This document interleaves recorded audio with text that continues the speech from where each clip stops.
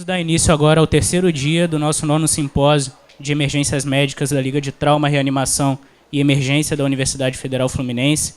E para convidar para a nossa primeira palestra o professor Bernardo Couto Neto, que é professor adjunto de Ortopedia e Cirurgia de Mão aqui da Universidade Federal Fluminense e da UERJ.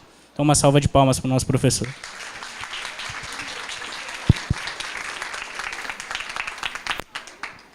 Bem, obrigado. Em primeiro lugar, eu quero agradecer a comissão pelo convite. Eu fiquei realmente muito honrado. Eu acho muito importante esses eventos. Vocês estarem aqui significa que vocês estão interessados em ampliar os conhecimentos médicos, ampliar o seu saber, né? E a gente, como médico, e mesmo como acadêmico, nós temos um compromisso com o paciente, né? Um compromisso de oferecer nada menos do que o melhor tratamento possível. E, para isso, a gente precisa sempre trabalhar e aprender cada vez mais. Então, o tema que me coube foi o atendimento primário às emergências ortopédicas. Eu procurei fazer da maneira, vamos dizer assim, mais didática para aqueles, obviamente, que não são especialistas e muitos de vocês não vão fazer a especialidade. Mas ter o conhecimento de algumas coisas, vamos dizer, básicas, eu acho que é de suma importância. No hospital, com o vizinho, saber diagnosticar, orientar, iniciar um tratamento, né? Então, o objetivo é exatamente esse. Que ajudar vocês, né, numa aula de 1 hora, tentar ajudar vocês a fazerem o diagnóstico de determinadas condições comuns, muitas vezes, né, eventualmente, iniciar um tratamento adequado, e também, não menos importante, orientar o paciente sobre o que ele deve fazer após esse atendimento inicial. Às vezes dado por você mesmo e às vezes dado por um outro colega que te delegou a função.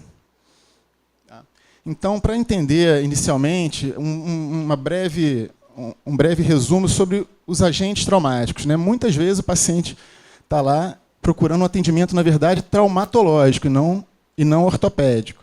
Então, é importante entender esses mecanismos dos agentes traumáticos. Esses agentes mecânicos podem ser perfurantes, cortantes, contundentes, expansivos e compressivos. Por que eu fiz questão de colocar isso? Porque só esses dois primeiros apresentam para o médico, para o acadêmico, aquela ferida aberta, sangrante. Os outros são feridas que, na verdade, são feridas por dentro. Você não vai ver sangramento nenhum, nenhuma lesão de pele. Tá? E existem ainda os agentes físicos e químicos. Então, exemplo. Esse aqui é um agente o quê? Cortante, né? Você vai ter que sempre que correlacionar o que você está vendo, você não vai dizer que isso aqui é uma perfuração, isso é cortante. Isso aqui não é uma explosão, isso é cortante. E você vai correlacionar o que pode ter cortado. Como é que eu faço isso? Correlacionando com a anatomia. Novamente, uma lesão cortante. O que passa aqui no punho? Nervo ulnar, artéria ulnar. A gente tem que estar correlacionando com a anatomia sempre. Um tiro, ele foi de um lado ao outro. O que tem nesse trajeto do tiro? O que tem nessa área aqui, onde essa faca perfurou um tórax? Então, a gente está o tempo inteiro correlacionando o agente traumático com a anatomia. É importante ter isso em mente. Tá? Bem, a gente vai falar nessa apresentação desses 6 tipos principais de lesões traumáticas, cada um com as suas características. Tá legal? Em primeiro lugar, a contusão. É muito comum a pessoa bater a perna, o braço em algum lugar, ficar inchado, doendo, falar, eu tive uma luxação. Não, você teve uma contusão. A contusão são lesões fechadas, onde não há um ferimento, nos quais a pele permanece íntegra. Ou seja, ela resiste à ação do agente traumático. Como consequência, nós vamos ter edema, equimose, hematoma, dor, e por aí vai. O que fazer em casos onde você está vendo isso na emergência?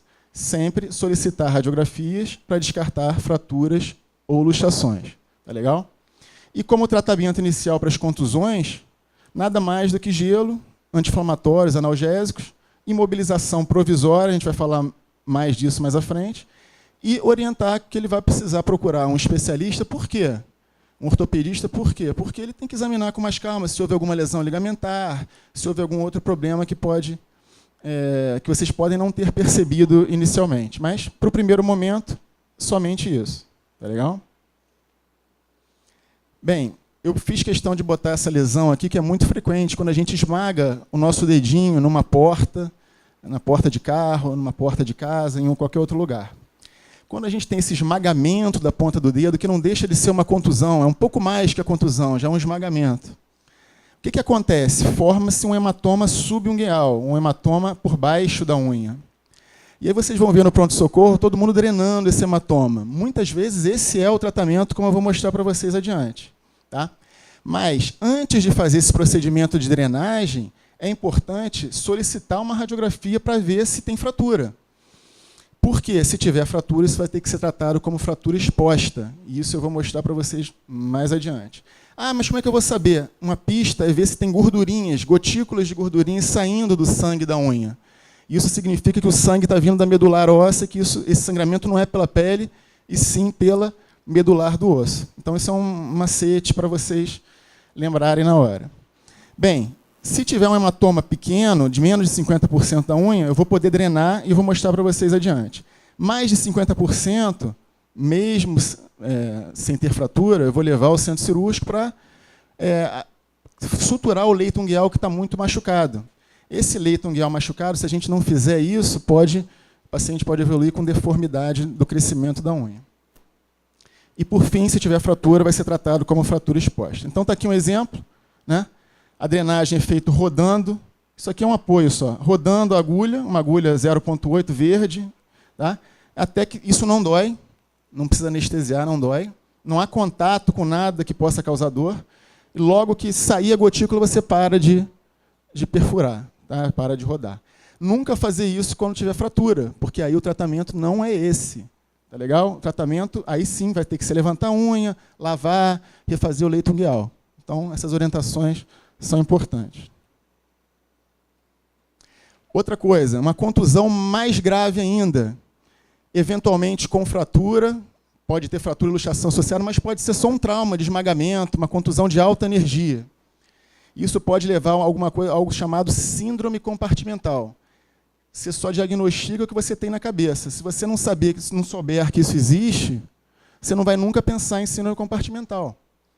Síndrome compartimental é causada pelo excessivo edema e líquido intersticial que começa a aparecer após um trauma nas musculaturas de mão, antebraço, perna e pé. Por que nessas áreas? Porque nas outras áreas acontece a mesma coisa, mas apenas nessas áreas aqui nós temos compartimentos herméticos circundando o músculo. Logo, o aumento progressivo da pressão pode causar uma isquemia e necrose progressiva de músculos, tendões, artérias, etc.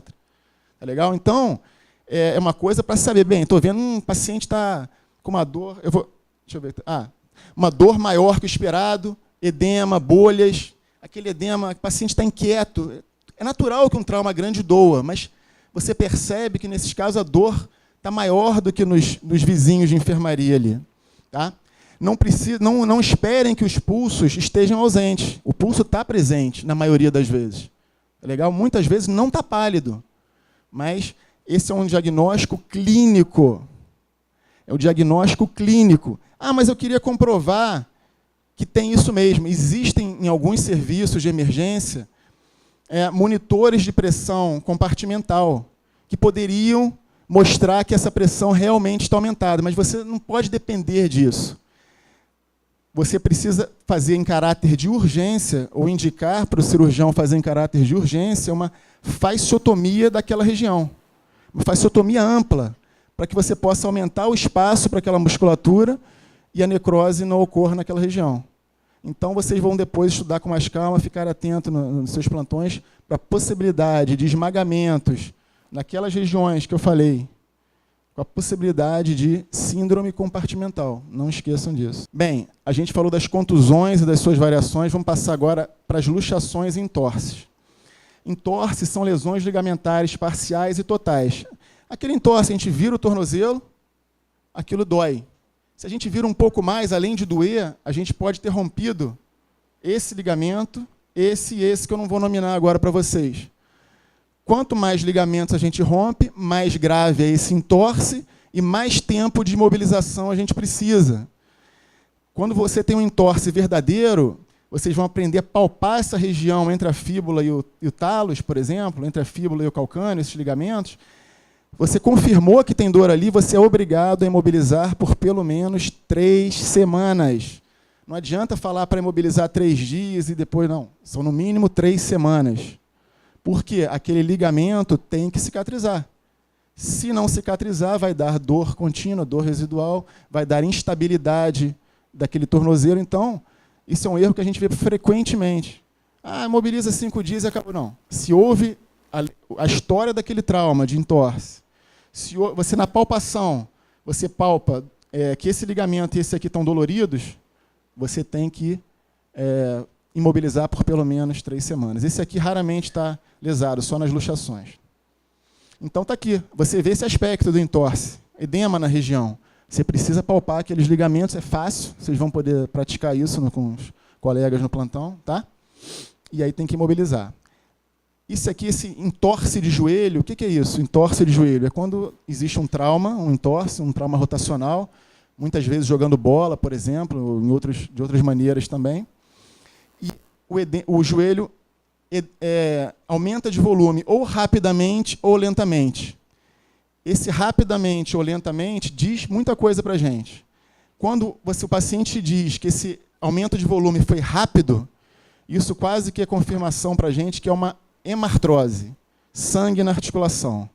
Hemartrose é quase sinônimo ou de lesão ligamentar, por exemplo, cruzado anterior, ou lesão meniscal. Então, você já tem uma desconfiança grande que esse paciente vai precisar de tratamento subsequente. Quando o edema foi aos poucos, provavelmente foi uma lesão parcial dos ligamentos, uma sinovite traumática, uma coisa menor. Isso não vai ter tanto problema a longo prazo. Então, é importante você perguntar, vem cá, esse inchou rápido ou inchou demoradamente, aos poucos? Isso já vai te dar uma pista de que lesão se trata.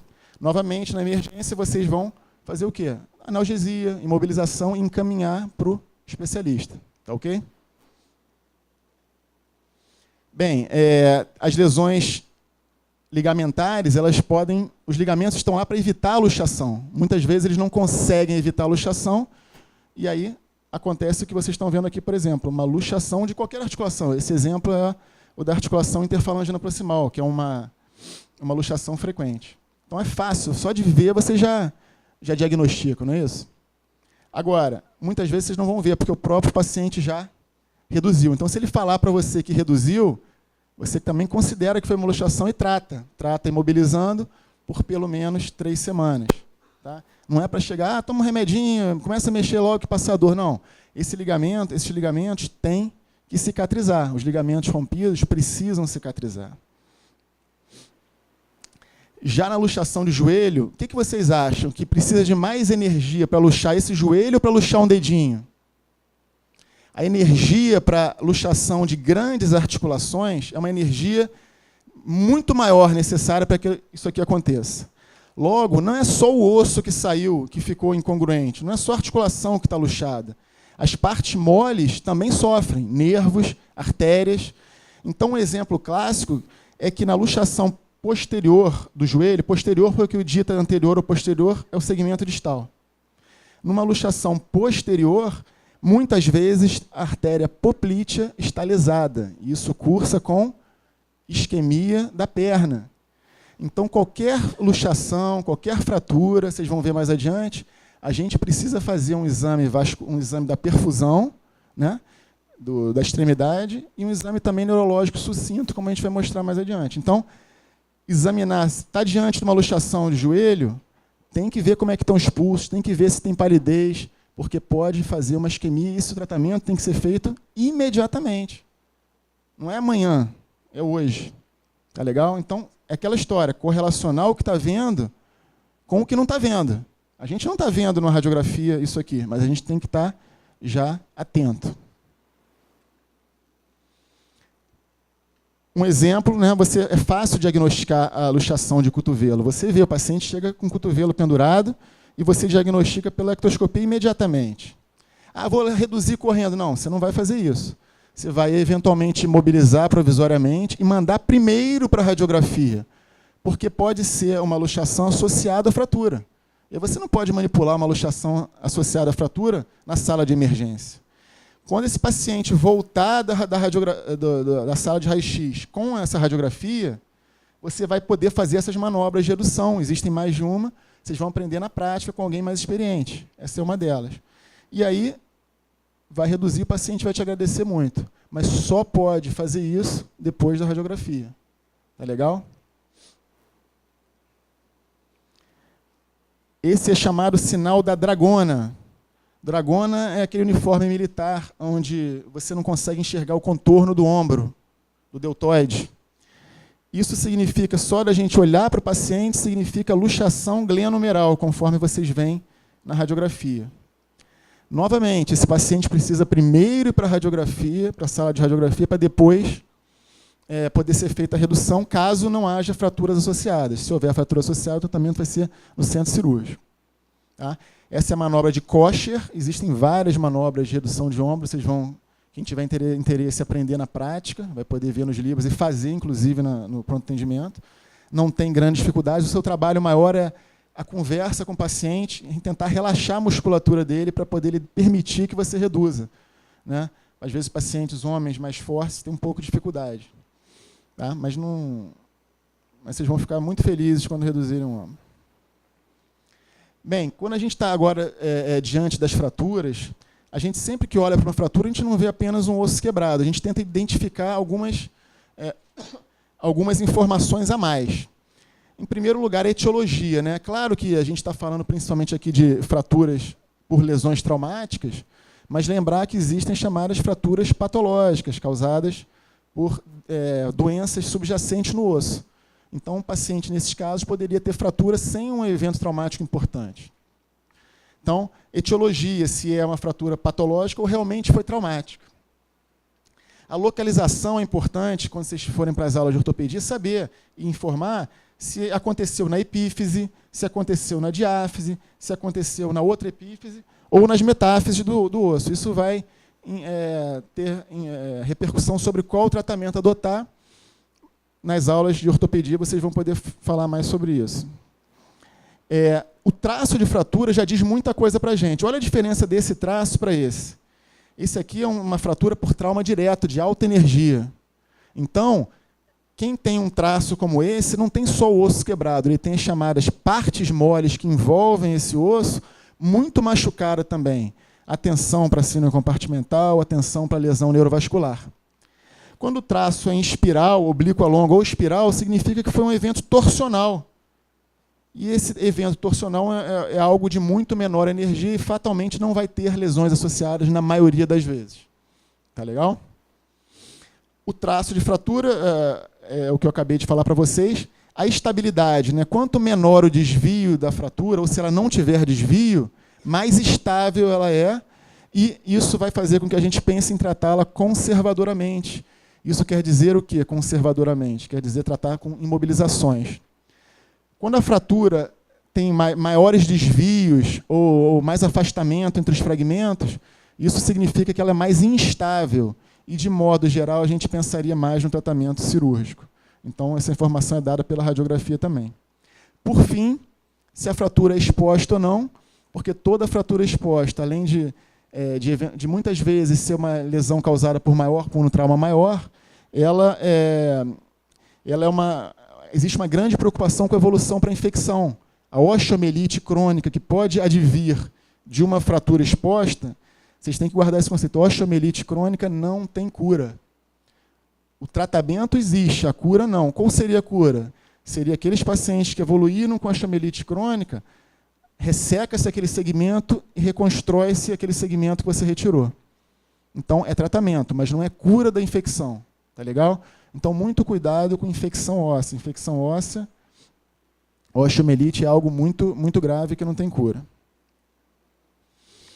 Qual é a definição, então, da fratura exposta? Quando existe comunicação entre a fratura e o meio exterior, mesmo que você não esteja vendo o ossinho ali na janelinha da pele. Então, isso é fratura exposta, sim. Então, novamente, você pode usar a pista da gotícula de gordura saindo. Dá para ver, realmente é possível ver as gotículas de gordura saindo no sangue daquela região.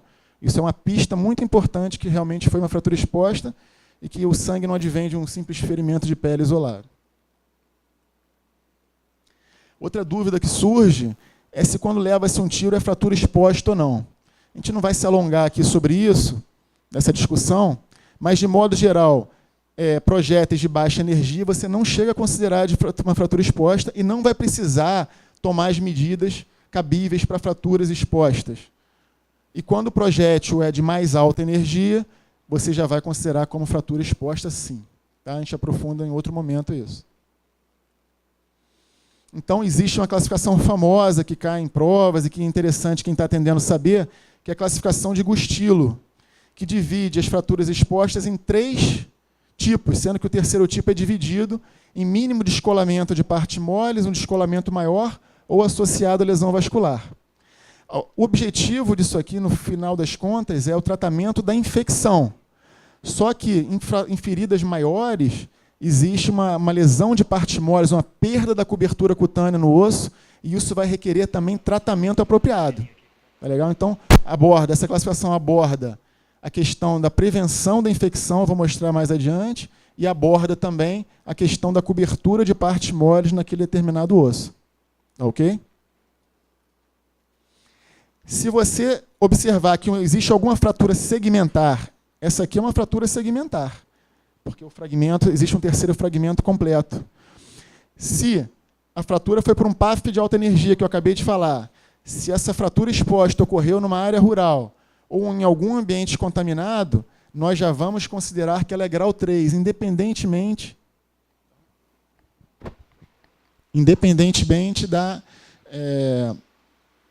do tamanho da lesão. Tá? Então, se tem um desses itens, já é grau 3.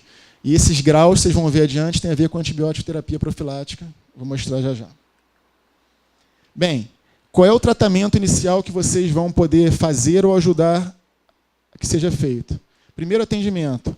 Chegou uma fratura exposta, você vai cobrir aquele ferimento, se ele tiver descoberto, com gás estéreo, eventualmente soro fisiológico. Imobilizar provisoriamente, eu vou mostrar para vocês daqui a pouquinho, e solicitar radiografias. O paciente vai para a sala de radiografia com uma tala imobilizando. A tala engessada atrapalha um pouco a visualização realmente, mas existem talas próprias para isso, alguns serviços dispõem, e existem também talas de papelão. Vou mostrar para vocês. Você pega um papelão e passa a atadura de crepom, e isso já imobiliza provisoriamente. É bom porque não atrapalha a radiografia. Tá legal? Lembrar que na fratura exposta, com exceção da mão, mas em todas as outras partes do nosso corpo, precisa que seja encaminhado ao centro cirúrgico o quanto antes, porque as chances de que uma fratura exposta evolua para infecção crônica, osteomielite, essa chance aumenta muitíssimo com mais de 6 horas. Tá legal? Isso é um conceito muito clássico. Com exceção da mão, tem explicação para isso, isso tem que ser feito rapidamente, senão a chance de infecção aumenta muito. O tratamento definitivo seria mais para o ortopedista, mas ele no centro cirúrgico. Ele vai fazer uma lavagem exaustiva da ferida, vai usar, claro, material estéreo, é uma cirurgia de fato, né? Desbridar todos aqueles tecidos desvitalizados, tirar os corpos estranhos, fazer a osteossíntese da fratura. O que é a osteossíntese da fratura? A osteossíntese é quando você quer reconstruir o osso e você utiliza um material metálico para isso. Placas, parafusos, hastes, fixadores externos, tudo isso a gente chama de osteossíntese. E, se der para fechar a ferida, o cirurgião vai fechar sim a ferida naquele primeiro momento. Se a ferida, o defeito for muito grande, aí vai ter que fazer a reconstrução de partes moles num segundo momento. Bem, está aqui, né? Esse protocolo de antibiótico terapia para fratura exposta, ele varia um pouco de instituição para instituição. Mas, de modo geral, você utiliza para os graus 1 e 2 uma cefalosporina de primeira geração. Associa um aminoglicosídeo para quando é grau 3. E se for um grau 3 mais, vamos dizer assim, mais sujo, você também associa uma penicilina ou uma cefalosporina de terceira geração. Não esquecer da profilaxia do tétano, com certeza. Então, isso aí é um mini caso clínico, né? Não chega a ser um caso clínico, mas vocês vão estar diante de uma... Isso aqui é uma tíbia, com perda de cobertura cutânea. O que vocês vão fazer como tratamento inicial? nada demais, na verdade, mas esse nada demais é o que precisa ser feito realmente. Então, cobrir isso aqui com gás estéreo, né? Fazer uma atadura de crepom, imobilizar provisoriamente e mandar para o raio-x. A partir daí que as outras medidas vão ser tomadas. Então, é uma coisa relativamente simples que vocês vão ver bastante acontecer no serviço de pronto-socorro. Então, é muito comum em lesões como aquela que vocês viram, esse paciente, na verdade, é outro, não é o mesmo. Mas você utilizar que tipo de osteossíntese no caso de fraturas expostas? É muito comum utilizar um fixador externo. Por quê? A gente consegue estabilizar a fratura sem interferir na zona do agrião, vamos dizer assim, sem interferir na zona de sofrimento de pele. Então você consegue uma estabilidade muito boa, isso tira a dor, isso ajuda a recuperar as partes moles. Quando você fala, vou estabilizar, estabilizar para quê? Estabilizar para alívio da dor, estabilizar para poder tratar as partes moles e para recuperar daquele edema e não contribuir com a infecção. Tem todas essas explicações por que você precisa fazer uma osteossíntese. Tá? Então, fixador externo. Bem, agora não estamos mais falando de fratura exposta, estamos falando de qualquer fratura que apareça na sala do trauma. Né? Vocês já tiveram a aula do politrauma. Né? Primeiro vem o cirurgião geral, o neurocirurgião, fazem a avaliação e pedem o parecer do ortopedista a seguir. Então, o que vocês vão fazer? Nem sempre é possível fazer anamnese. Alguns pacientes vão estar desacordados, outros vão estar muito alcoolizados, mas, se possível, a anamnese vai te dar muito subsídio para te ajudar no diagnóstico e no tratamento. Tá? Obviamente, na ectoscopia, você já vai ver se tem alguma ferida. As deformidades são muito fáceis de serem observadas, grande parte delas, tá? Quando tem fraturas. Equimoses. Quando você vê uma equimose, você fala, alguma coisa tem ali embaixo. Se não for fratura, é lesão ligamentar. E áreas de edema também vão te orientar quanto a isso. Palpação cuidadosa de membros e articulações. Então, você está conversando com o paciente, muitas vezes ele está atento ao ferimento principal dele, uma tíbia exposta, por exemplo. Aí você começa a conversar com ele, palpando outras áreas. E aí que ele percebe que alguma outra área está um pouco mais machucada. Aí você, vou pedir radiografia daqui também. Deu para entender? Então, atento, né? Nem todas as lesões estão tão aparentes no primeiro momento. Tá? Então, ficar atento quanto a isso. Imobilizar provisoriamente o segmento que tiver suspeita de fratura ou de luxação. E, novamente, mandar para a sala de radiografia. Então, vocês vão estar diante de um pé como esse na sala de emergência. Dá para desconfiar que talvez tenha uma fratura aqui? Está edemaciado, tem equimose. A chance é grande. Eu não estou com a radiografia aqui, mas a tomografia está mostrando a fratura de calcânio. Tá? O que vocês vão fazer? Analgesia, a fratura não é exposta, vão imobilizar, mandar para a sala de radiografia. Claro que isso aqui é uma situação já posterior. Gente, essa é uma outra situação que eu fiz questão de colocar para vocês pela frequência enorme no pronto-socorro. É incrível, a gente está numa sala de politrauma, a gente vê uma ambulância com um idoso chegando e uma perninha está mais viradinha, mais rodada do que a outra.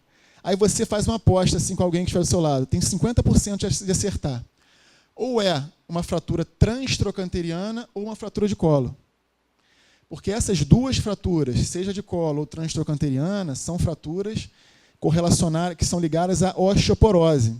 O paciente quebra e cai, ele não cai e quebra. Então, a chance de você acertar e de ganhar a aposta é muito grande. Você vai ter que saber qual das duas é, né?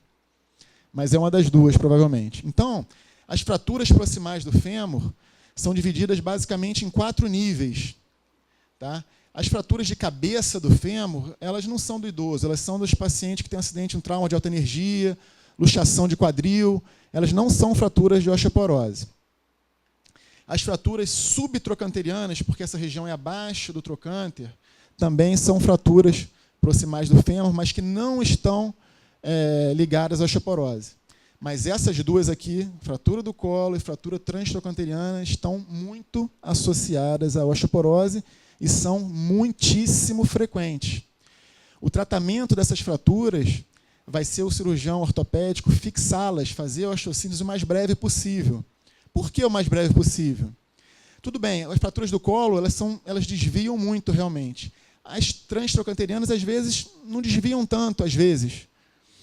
elas até consolidariam se a gente deixasse ele quietinho. Só que você precisa fazer o quê com esse paciente idoso? Você precisa mobilizá-lo precocemente. Se ele ficar acamado, ele vai ter pneumonia, ele vai ter infecção urinária, ele vai ter escara, ele vai ter trombose venosa, ele vai ter uma série de comorbidades que você não quer que aconteça. E, por esse motivo, é primordial tentar equilibrar, ver se o paciente está equilibrado. Se não estiver equilibrado do ponto de vista sistêmico, hemodinâmico, que os clínicos façam isso o quanto antes para que o cirurgião possa operá-lo o quanto antes. Vários trabalhos mostram morbidade e mortalidade depois de 5 anos relacionadas com retardo do tratamento dessas fraturas. Então, isso é uma coisa bem séria. Tá? Quem for clínico vai fazer muito risco cirúrgico e muito tratamento para poder otimizar a cirurgia desses pacientes. E quem for ortopedista vai tratar muitas fraturas como essa. Tá legal? Bem, a gente está toda hora falando as radiografias, né? Então vamos falar um pouquinho mais delas. É claro que o médico que veio antes, o cirurgião, o neuro, eles já pediram a série trauma. A série trauma são as radiografias mínimas que você precisa pedir num paciente politraumatizado. Você vai pedir, no mínimo, coluna cervical em perfil, panorâmico de bacia e tórax. Cadê o tórax? Não está aqui. O tórax, porque pode ter um pneumotórax hipertensivo, um hemotórax, etc. Isso seria uma urgência, uma emergência. Observem aqui a coluna alinhada, os corpos vertebrais, a parte anterior alinhada, a parte posterior alinhada, e aqui não acontece isso. A luxação de coluna é uma coisa gravíssima. É uma coisa que pode tornar o paciente tetraplégico. Tá? Aqui uma radiografia de pelve normal e uma radiografia com fratura da pelve. Essas fraturas têm um sangramento muitas vezes intenso, que pode chegar a levar a um choque hipovolêmico. Então, por essas repercussões dessas 3 condições aqui, essas radiografias, coluna cervical, panorâmica de bacia e tórax, são as radiografias mínimas, veja bem, não é só isso, é mínimas, que o médico tem que pedir para o seu paciente politraumatizado. Aí o ortopedista, quando for avaliar o paciente, ele vai solicitar outras radiografias, a mais do que essas, né? Adicionar radiografias. E aí, para qualquer segmento, qualquer articulação, nós temos que solicitar, no mínimo, duas incidências ortogonais, para que a gente possa ter a noção tridimensional. Não é raro a gente observar uma radiografia antero-posterior e não notar nada. Quando a gente pede a perfil, a gente consegue ver a luxação, a fratura, qualquer outra coisa. Tá? Isso aqui eu fiz porque eu tinha dificuldade quando eu era acadêmico. Eu falei, poxa, qual a incidência que eu peço? Né? Então está aqui mastigadinho para quem estiver interessado em pedir antes do ortopedista. Então, a gente tem que pedir em AP e perfil de coluna cervical, lombar, torácica, sacral. Tem pessoas que caem e machucam o sacro-cóccix, né? Então, as colunas você pede em AP e perfil. Braço, no caso húmero, cotovelo, antebraço, punho, quadril, coxa, joelho, perna, tornozelo e dedo. Deixei para falar por último, porque dedo é muito comum a gente pedir a peia oblíqua da mão. O ortopedista faz isso muito. E aí você não pede de lado o dedo, e você precisa ver o dedo de lado para ver se não tem luxação ou fratura. Então, quando você está suspeitando de qualquer problema nos metacarpianos, você pode pedir a peia oblíqua, tudo bem. Mas se o problema é nas falanges, a suspeita é nas falanges, é imprescindível, se não pedir está errado, que você peça a peia e perfil do dedo. Entendeu? Estou frisando isso porque esse é um erro recorrente entre acadêmicos e principalmente dos staffs que estão lá deveriam já saber disso. Tá? Então, a peia oblíqua você pede para a mão em pé, a peia e perfil para isso tudo. O ombro, devido à antiversão da escápula, a gente não tem como pedir o perfil do ombro, que aí você estaria vendo o tórax. Então, você pede uma incidência chamada a peia e perfil de escápula. Tá? E para ver a pelve, aquela radiografia que você já pediu, a bacia, você pede raio-x panorâmico de bacia ou raio-x da pelve. Claro, muitas vezes, principalmente em coluna, pelve, ossos do carpo, calcâneo e talos, a radiografia não é conclusiva, você precisa de um estudo maior no caso, você vai geralmente dispor nas emergências da tomografia computadorizada, para poder entender melhor aquela lesão. Tá ok? Olha só, quem nunca viu, prazer, esse é o gesso. Esse gesso é o gesso que vem no saquinho, que a gente desenrola ele para fazer ou uma tala, isso aqui é uma tala, ou um gesso circular.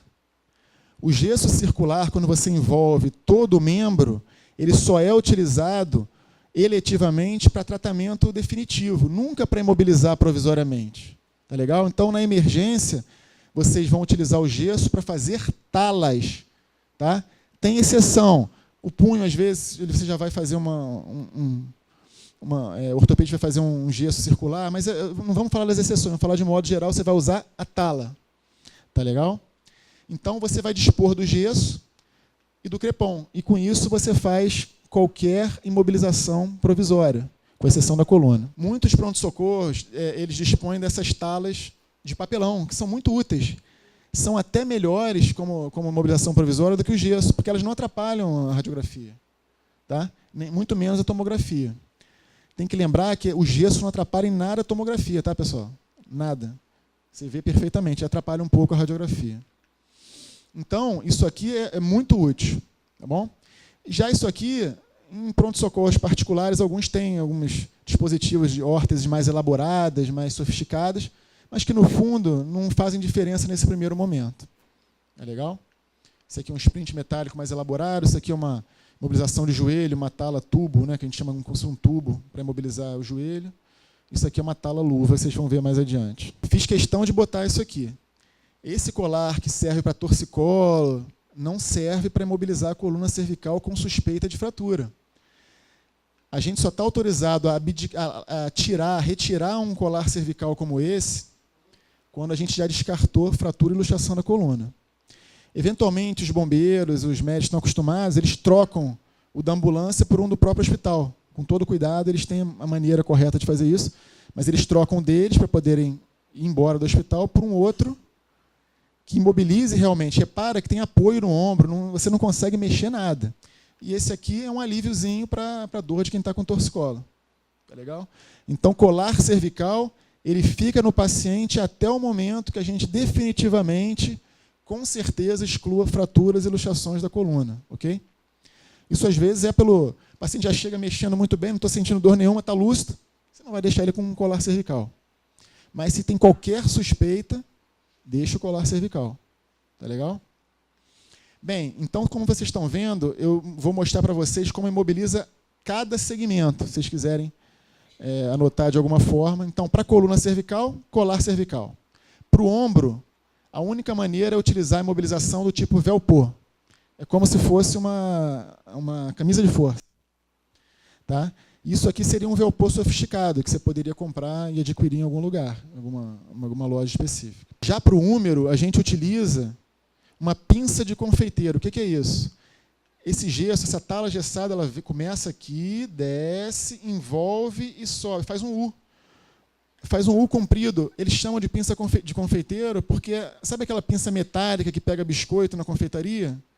Eles dizem que se parece, né, com a pinça de confeiteiro. Então, essa é a imobilização para a gente poder imobilizar uma diáfise de húmero. Tá legal? Bem, para cotovelo, antebraço e punho, a gente lança a mão da chamada tala axilopalmar. O próprio nome já diz, ela vai da axila até a palma. Distal articulação do punho. Por que isso? No cotovelo, por motivos óbvios.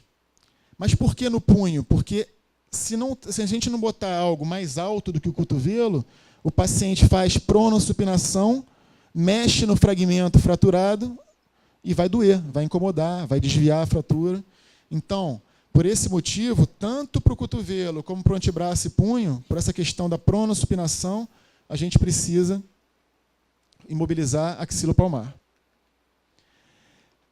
Ossos do carpo e metacarpianos, aí sim a gente pode usar a chamada tala-luva, uma tala abaixo do cotovelo, porque a gente não tem mais a questão da pronossupinação. Não tem problema pronossupinar nesse caso. Para dedos da mão, a gente utiliza sprints metálicos. Você pode botar esse contornando o dedo todo, ou pode colocar só de um dos lados do dedo, utilizar esparadrapos. De preferência, esparadrapo aquele micropore, se tiver disponível. Quadril e coxa. É quase impossível você imobilizar num adulto quadril e coxa. Em crianças, eventualmente, você faz um gesso que começa no abdômen e vai até lá embaixo. Só que você não tem como fazer isso no adulto, por motivos óbvios. Então, você tenta fazer uma tala cruropodálica, vai inibir o movimento dele, mas não vai impedir. Tá? E aqueles pacientes que vão aguardar por muito tempo cirurgias, o médico pode lançar mão das trações. Seja tração cutânea, que o dispositivo apenas envolve a pele, seja tração esquelética. Na tração esquelética, um fio metálico é passado pela tuberosidade da tíbia. É desagradável fazer isso. Anestesia local, na enfermaria, e passa um pino. Aquilo acaba doendo sempre um pouco. Tá? Mas é como se faz. O ideal é que você consiga resolver a fratura de quadril quanto antes e esse paciente não precise utilizar isso. Só que se existe a certeza que aquela cirurgia do quadril, da fratura de quadril, só vai ser feita daqui a muito tempo, se você não fizer uma tração esquelética, aquilo ali encurta tanto aquele segmento pela tração muscular que você vai ter muita dificuldade depois de reduzir a fratura. Por isso que, eventualmente, se usa as trações, seja a tração esquelética, que pode servir por mais tempo, seja a tração cutânea, que você deixa isso por, no máximo, 2, 3 dias. Tá legal? Para joelho e perna, você também, da mesma forma, utiliza a tala cruropodálica, mas, nesse caso, com muito mais eficácia. Tornozelo e pé, utiliza-se a tala tipo bota, tá? Que parece uma bota, ou você pode utilizar uma órtese como essa bota Robocop. Nos dedos do pé, você vai fazer ataduras de crepom, ataduras de esparadrapo, isso é o suficiente. Alguns casinhos, rapidamente. Então, repara como a gente é importante correlacionar com a anatomia. O nervo radial, como a gente bem sabe, atravessa no sulco para o nervo radial, então pode ter uma lesão do radial associada a uma fratura de húmero, só para vocês lembrarem que a gente não é um esqueleto ambulante, a gente tem outras estruturas adjacentes aos ossos. E aqui mostrando na cirurgia que existe esse nervo estava entre os fragmentos ósseos. Lembrar que, às vezes, a gente não tem só fratura ou só luxação. Isso aqui é uma fratura-luxação, fratura da extremidade proximal da una com luxação da cabeça do rádio. Então, se a gente está diante de uma fratura proximal da una associada à luxação da cabeça do rádio, a gente tem que tratar os dois. O epônimo dessa lesão chama fratura de Monteggia. Tá? Isso cai em provinha às vezes. Então, a fratura de Monteggia é como isso aqui. Então, a gente tem que abordar tanto a fratura quanto a luxação. No adulto, a gente faz a osteossíntese da una e reduz a cabeça do rádio, fazendo assim o tratamento. Sem entrar em detalhes nesse momento. Dá para ver que esse antebraço está fraturado. Né? O que vocês vão fazer? Imobilizar provisoriamente, fazer analgesia, a fratura é fechada, né? Mandar para a sala do raio-x. Raio-x mostra a fratura. Foi tratado com osteossíntese dos ossos do antebraço. Bem, a gente falou disso até agora. E essa parte, gente, eu peço a atenção de vocês, porque é a parte onde se cometem mais, vamos dizer, equívocos. Porque isso aqui, geralmente, são lesões exuberantes. Você já nota logo. E essas lesões, às vezes, são menos exuberantes, mas não por isso menos importantes de serem tratadas com atenção. Tá? Então, vamos lá. Rapidamente, anatomia, que vocês todos sabem de cor. Rapidamente. Tendão extensor se insere na falange proximal, média e distal. Bandeleta central se inserindo na falange média e na falange distal a confluência das bandeletas laterais. Esse é o mecanismo extensor que faz com que a gente estique os dedos. Certo? Vendo de lado aqui, um tendão só traciona tanto a falange proximal como a média como a distal. Um cabo para 3 falanges, ok? Para dobrar, no caso, fletir os dedos, nós temos o quê? Tendão flexor profundo e flexor superficial. Profundo atravessa o quiasma de Camper e vai para a falange distal, e o superficial vem para a falange média. Tá certo? Importante vocês terem a anatomia para poder fazer o diagnóstico. Além disso, tem mais coisa. A gente tem aqui, na chamada banda sagital, que é essa estrutura aqui, que une tanto a parte dorsal como a parte volar, a gente tem inserção dos músculos intrínsecos da mão. Quem são os intrínsecos da mão? São os interósseos dorsais e palmares e são os lumbricais. 4 interósseos dorsais, 3 interósseos palmares e 4 lumbricais. Não precisa decorar isso. O importante que vocês saibam é o seguinte: qual é a função dessa musculatura? A musculatura intrínseca ela faz a flexão da metacarfalangiana. Preste atenção. A flexão da metacarfalangiana. Se eu tenho uma suspeita de lesão, e aí o paciente está na minha frente, e o médico de longe fala assim, mexe aí a tua mão para ver se você machucou. Aí ele faz isso aqui. Isso quer dizer alguma coisa quanto aos tendões flexores profundo e superficial? Não quer dizer nada. Quem está fazendo esse movimento de flexão das metacarfalangianas são os intrínsecos. Os flexores superficiais e profundos vão agir sobre as falanges, conforme eu vou mostrar para vocês. Então, chegar de longe para o paciente, pedir para ele mexer, ele fazer isso, não quer dizer nada. Nada, nada, nada. Ok? E aí, o que acontece? Alguém pede para alguém, vai para a sutura lá. E aí vocês simplesmente suturam, o paciente vai embora e fica por isso mesmo.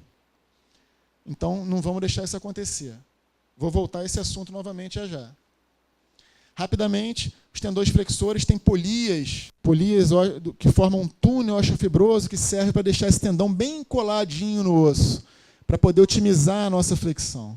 Isso tem uma importância grande e isso dificulta o tratamento de uma lesão nessa área, por isso que lesões flexoras na área do dedo têm que ser encaminhada realmente para o especialista o quanto antes, porque existe uma dificuldade técnica em resolver isso cirurgicamente.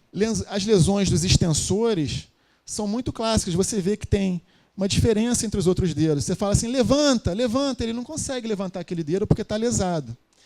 Às vezes, gente, ele levanta um pouco porque existem as junturas intertendíneas, que são estruturas que unem um tendão ao outro. Então, às vezes, ao levantar um tendão de um dedo vizinho, você consegue mexer um pouco o outro tendão. Mas isso não significa que não houve lesão. Tá certo?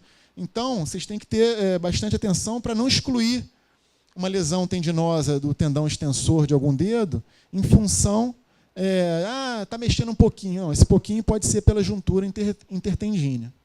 Tá ok? Essa lesão é muito frequente. Alguns de vocês já devem ter tido, eu já tive. Você está fazendo alguma atividade trivial, bate um trauma axial no dedo, jogando vôlei, batendo na parede, na mesa. De repente, o dedo cai, não estica mais. Isso se chama dedo em martelo. O que aconteceu? Ou o tendão descolou do osso, ou o tendão foi tão forte que arrancou um pedacinho do osso. O fato é que você não estica a pontinha do dedo. Isso se chama dedo em martelo. O tratamento é uma talinha que imobiliza apenas essas duas últimas falanges. Imobiliza essas duas últimas falanges por 4 semanas nesse caso. Não é uma semana, são 4 semanas nesse caso, porque o osso é rápido em consolidar, mas nesse caso são de 8 a 10 semanas. Então essa história de põe uma talinha, tira daqui a 15 dias, está tudo resolvido. Não, não está. Aí o dedo vai cair depois. Então, dedo em martelo, tratamento, dedo em martelo tendinoso, 8 a 10 semanas.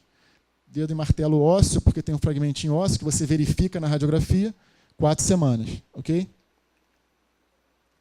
Quando aquele tendão arrebenta, ao invés de arrebentar na falange distal, ele arrebenta na falange média, isso pode levar ao chamado dedo em botoeira. Tá? O dedo em botoeira, conforme esse aqui se apresenta, precisa de uma imobilização que contemple a falange proximal e a média. E, da mesma forma, analogamente ao dedo em martelo. A falange distal pode ficar livre. Também imobilizar por 8 semanas, 8 a 10 semanas. Lesões tendinosas de tendões tão fininhos precisam ter uma imobilização realmente prolongada. Tá bom? Pessoal, então, voltando àquele assunto que eu acho de suma importância. Quando o médico for fazer o tratamento definitivo do tendão, faz a maior diferença do mundo. E o que vocês têm a ver com isso? Tem a ver que vocês estão suturando aquele paciente, vocês têm que conversar com ele, tem que conferir que tudo foi feito direitinho. Tá legal?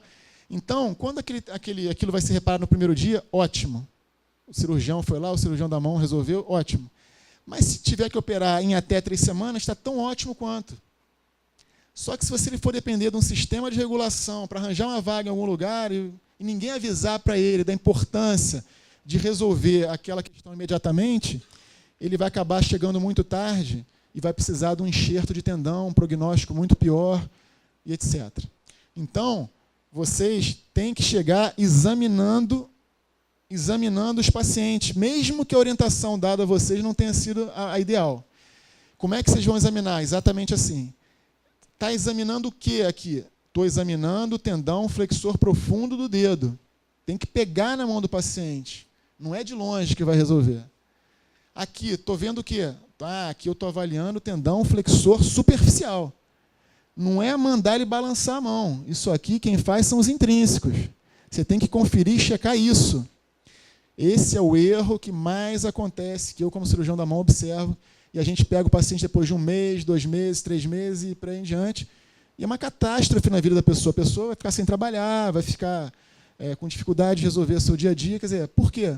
Porque alguém não orientou adequadamente. Então, apesar de vocês não serem o último responsável por isso, vocês podem contribuir positivamente para dar um diagnóstico, mesmo que outra pessoa mais experiente não tenha percebido. Além disso, de vocês terem obrigação de fazer isso, vocês têm que lembrar que a gente tem o que aqui? A gente não tem só tendão e pele, a gente tem nervo e artéria. Então, além disso, um examezinho para ver a sensibilidade de um lado e do outro, vocês têm que fazer. Porque o paciente, muitas vezes, ele nem percebe que ele não está sentindo nada aqui. Ele cortou o nervo digital e não percebeu isso ainda. Está no nervosismo do trauma. Então, você pega as duas mãos e fala, vem cá, fulano, vou pegar aqui, ó, é igual ao outro lado? É igual? Ele, não, é diferente. Espera aí, que engraçado. Aí ele começa a perceber que não está sentindo. Então, vocês têm que fazer esse exame do nervo digital. As artérias passam aqui, uma de um lado e do outro. Imagina que ele não sente nesse lado, nervo digital cortado, e não sente do outro também. Provavelmente, essas artérias digitais foram machucadas, foram lesadas. O que significa isso? Significa lesão vascular, emergência vascular para o dedo. Para o dedo.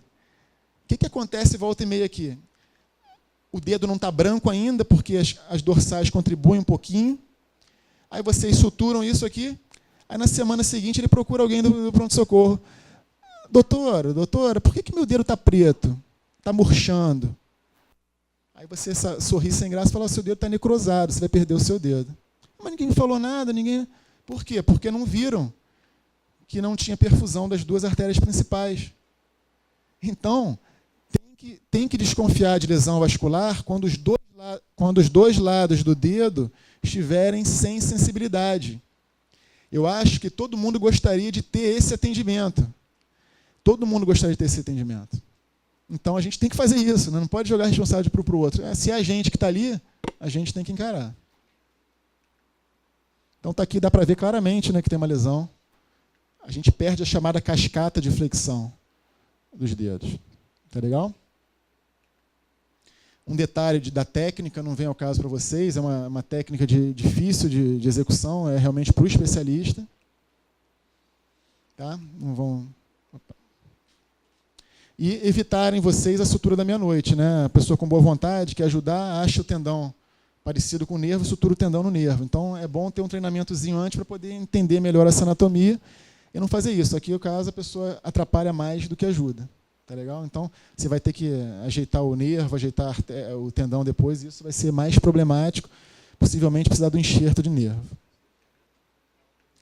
Rapidamente, vocês saberem que os nervos também são lesados, você tem que fazer um exame neurológico da extremidade. Tá? As lesões podem ser uma simples contusão do nervo, onde há uma disfunção, mas não há lesão estrutural nenhuma. Isso é chamado neuropraxia. A neurotimese é quando há secção total, e a axonotibese é quando a lesão é parcial, a lesão de determinado nervo é parcial. Novamente, da mesma forma que os tendões, faz diferença o tempo que você vai demorar para tratar.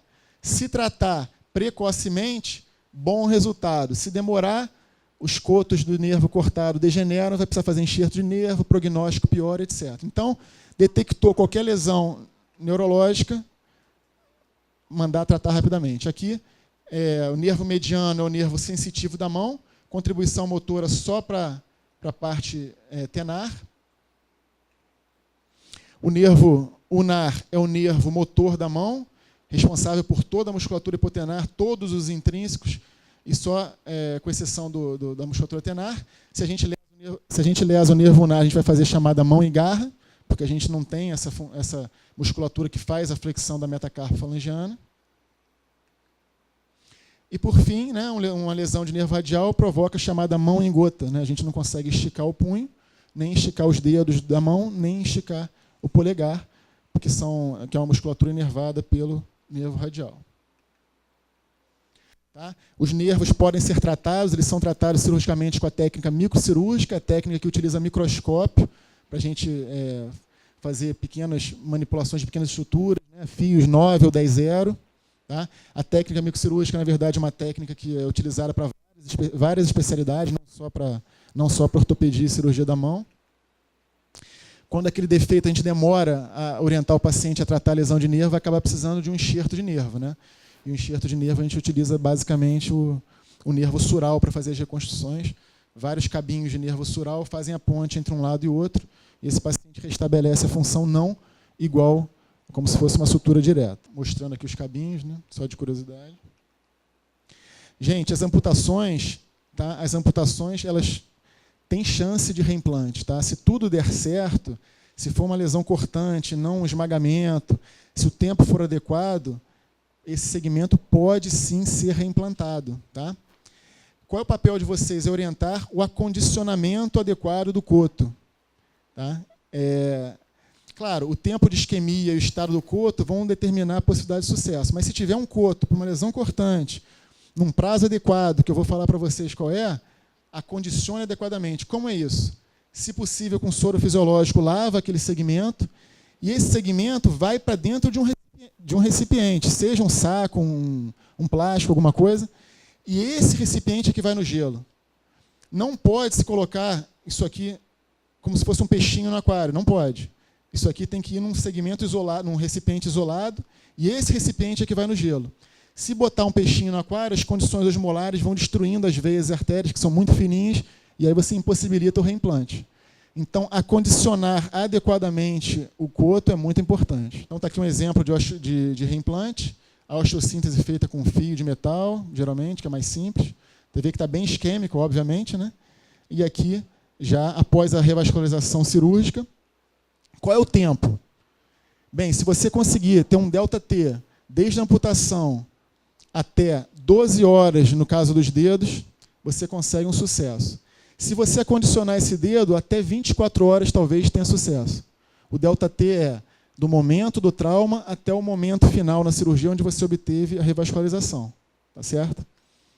Não é o tempo que você demora a começar a cirurgia, claro. Então, 12 e 24 para dedo. E áreas mais proximais, onde tem musculatura, braço, coxa, perna, antebraço, esse tempo é metade. 6 horas de isquemia quente e 12 horas de isquemia fria. Tá bom? Então, está aqui o sucesso da cirurgia, né? O dedo já no pós-operatório, Vivinho da Silva. Aqui um exemplo da técnica microcirúrgica, né? Aquela artériazinha que a gente faz no dedo tem menos de 1 milímetro de diâmetro. E nesse menos de 1 milímetro de diâmetro, com o microscópio, o fio adequado, você dá de 8 a 10 pontinhos. Qual é a dificuldade? A dificuldade é que no treinamento da técnica microcirúrgica, que todos vocês vão poder um dia fazer nos cursos existentes, é você minimizar o seu tremor. Porque você enxerga aquilo grande, só que o seu tremor fica grande também. E daí a dificuldade. Então você vai adestrar, treinar o seu tremor para poder manipular essas estruturas. Tá? Quem for fazer esporte, sempre usar anel, tirar o anel para fazer esporte, ou não usar, ou usar anel bem largo, porque as lesões por avulsão por anel são frequentes.